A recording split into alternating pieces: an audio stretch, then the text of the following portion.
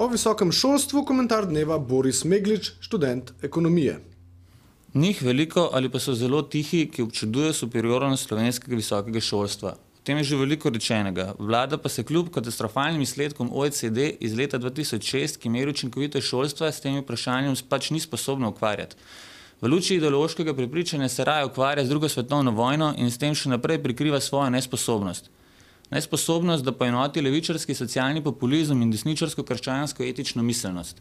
Ta se močno kaže tudi pri interesu v visokem šolstvu. Imamo torej blok, ki zagovarja javno šolstvo in ga opredeljuje kot najboljšega zaradi splošne dostopnosti.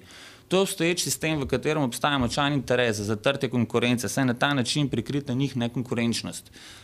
Na drugi strani pa imamo blok, ki si sicer prizadeva za uvedbo zasebnega šolstva, a z malce bolj specifičnim nazorom. Rešitev je verjetno nekje vmes, v poenotenju. Dejstvo je, da konkurenca zagotavlja dvig kvalitete. O tem nas uči osnovni ekonomski ABC, ki pravi, da škart robe po ceni kvalitete pač ne moremo prodati. Zagotovimo torej konkurenco in s tem večji izbor. Če državne šole niso zmožne zagotavljanja kvalitete, omogočimo to zasebnim. Pomemben način motivacije zaposlenih je tudi njihovo plačilo. Motivacijsko nastavljena lestvica za odmero plač ni tista, ki s kolektivno pogodbo določi plačni okvir. Razlike v kvaliteti profesorjev so ogromne, prav tako pa tudi povpraševanje po znanju le-teh. Kako pridobiti dobrega profesorja, če gospodarstvo njegovo delo ceni bolj kot akademija? Naravoslovci so pač bolj iskani strokovnjaki kot pa recimo kulturniki. Problem je tudi v učinkovitosti porabe sredstev. Splošno šolstvo odlikuje predvsem neracionalna poraba. Slovenija je med državami z največ osipa v prvih letnikih v Evropi. Tako neumen narod da nismo.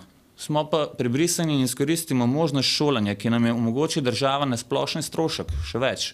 Zraven nam blagohotno ponudi še subvencionirano prehrano in vseh vrst dodatkov. Medtem ko se sprašujem, zakaj ne bi svojega študentskega staža vlekel nedogled, verjamem, da se veliko ljudi sprašuje, zakaj bi se ob tej možnosti sploh ustavili na koncu srednje šole.